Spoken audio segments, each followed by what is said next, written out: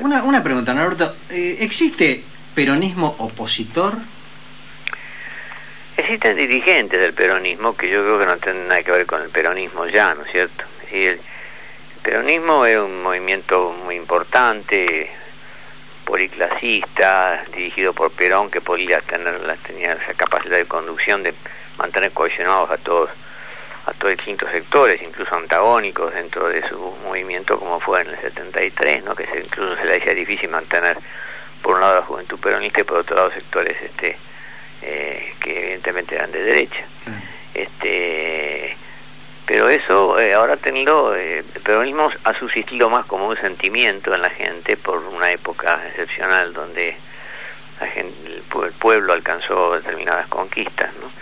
Y los dirigentes siempre fueron poco representativos, ¿no? Yo creo que lo que queda del peronismo es lo que expresa el matrimonio Kirchner en sus dos presidencias, ¿no? Con todas las contradicciones que tienen y con todas las cosas que se le puedan, errores que cometen y todo eso, pero que de un modo u otro apuntan a dar una cuota extra a los jubilados, a la asignación por hijo, a la democratización de los medios, a que los recursos previsionales estén en manos del Estado. Es un poco lo que queda de aquella política donde Perón nacionalizó el comercio exterior, nacionalizó los depósitos bancarios, nacionalizó el Banco Central, una franja nueva de empresas estatales. Bueno, todo eso fue destrozado por un peronismo traidor que fue el menemismo, ¿no? Sí. Que no es cuestión de tampoco echarle la culpa solo a Menem, sino a toda una dirigencia, porque Menem fue acompañado por mucha gente que ahora se olvida de dónde estuvo. Dónde estuvo y lo que hizo, ¿no? Sí, porque votaban todo lo que proponía Menem, ¿no? Y destruyeron prácticamente el país, ¿no? Igualmente, Norberto, me parece que esta oposición que hay hoy, y esto corre por mi cuenta, me suena más a rejunte que a otra cosa. Me parece que no se va a sostener en el tiempo, digo. Por lo visto, como usted dice, ¿no? El proyecto no lo explicitan. Sí. Y cuando uno los apura un poco y lo explicitan, es el ajuste. Es decir, es enfriar la economía, es el de reducir el gasto público. Con lo cual, bueno, la economía empieza a frenarse y entonces aumenta la desocupación, la gente tiene menos ingresos. Ellos son esos hombres de formación económica liberal, porque responde a sus intereses, ¿no? Que se espantan porque hay un poco de inflación. Yo creo que la inflación no hay que controlarla, ¿no? Porque últimamente, por ejemplo, el precio de la carne se fue por las nubes, pero no se puede hacer de ese argumento de la inflación de que es peligrosísimo porque hubo una vez una hiperinflación, porque una inflación del 15%, 18%, 20% anual, el otro día Menem decía que era mensual. Qué bárbaro.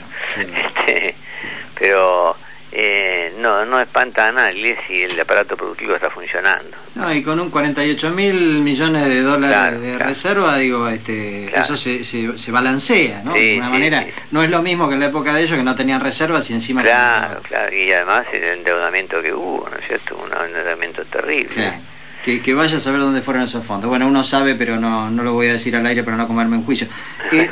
Norberto, mire, hace un ratito estábamos intentando hacer una nota con un psiquiatra porque queríamos de alguna manera indagar, ¿no?, en lo que podía haber pensado un represor en la época de la dictadura.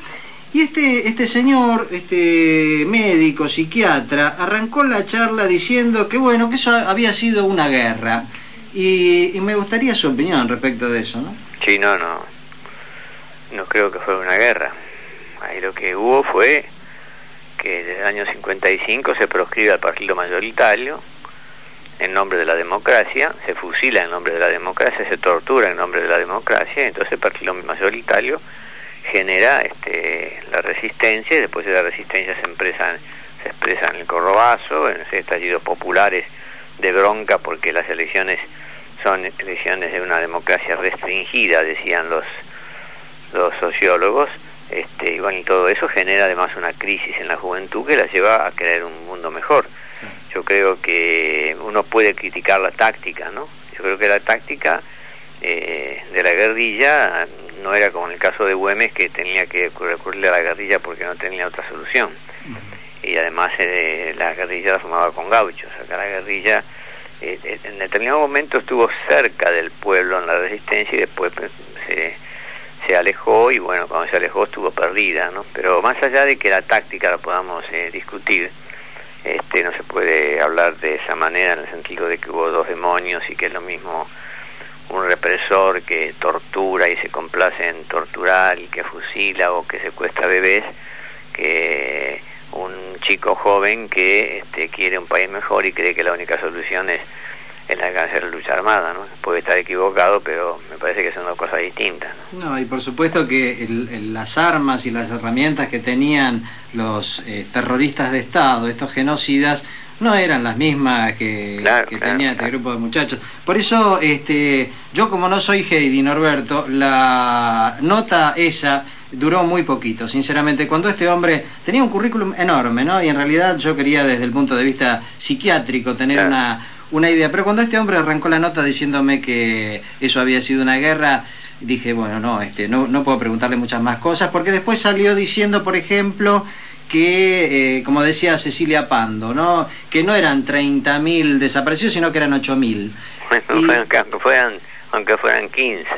Claro, pero fueron muchos miles. Una locura. Yo digo, y le soy honesto, cuando veíamos el currículum de este hombre, jefe de psiquiatría de acá, presidente de la asociación de psiquiatría de allá, digo, bueno, puede tener una idea, y sigo confirmando que a veces la cultura, la instrucción no es garantía de discernimiento, ¿no? Ni de sentido común.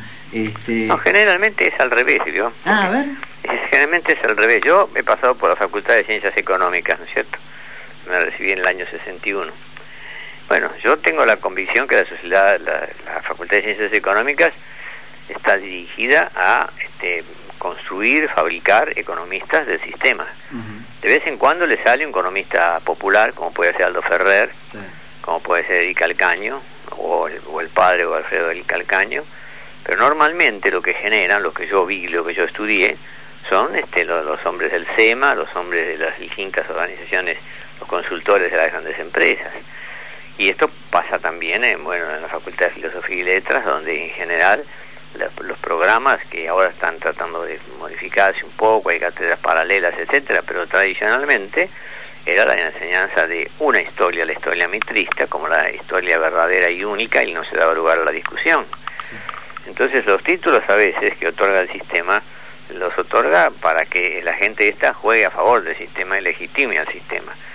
Porque esto no es solo de la Argentina, siempre los poderosos quieren tener gente a su servicio, quieren tener grandes economistas a su servicio, grandes psicólogos para trabajar también con respecto al personal, para hacer un personal domesticado, que no se acostumbre a hacer huelgas y todo eso. Sí, lo más servil posible, ¿no? Claro, entonces es casi lógico que muchas ramas de la cultura, nosotros lo hemos visto en la literatura, por ejemplo, donde figuras importantes de la literatura o de la poesía han quedado marginados frente a tipos que mientras vivieron tuvieron un gran prestigio porque andaban por los canales de televisión, como es el caso de Silvina Bullrich o Mujica Lainez. Ahora han muerto y sus libros están pasando a un segundo plano cada vez más, la gente cada vez se olvida cada vez más, pero se construyen bestsellers que lo construyen las editoriales, como usted sabe, con todo el poder que tienen, los avisos, los amigos en los canales de programas de cultura, etcétera, ¿no? Así que trate de no fiarse de los, de los que tienen muchos títulos. No, la verdad que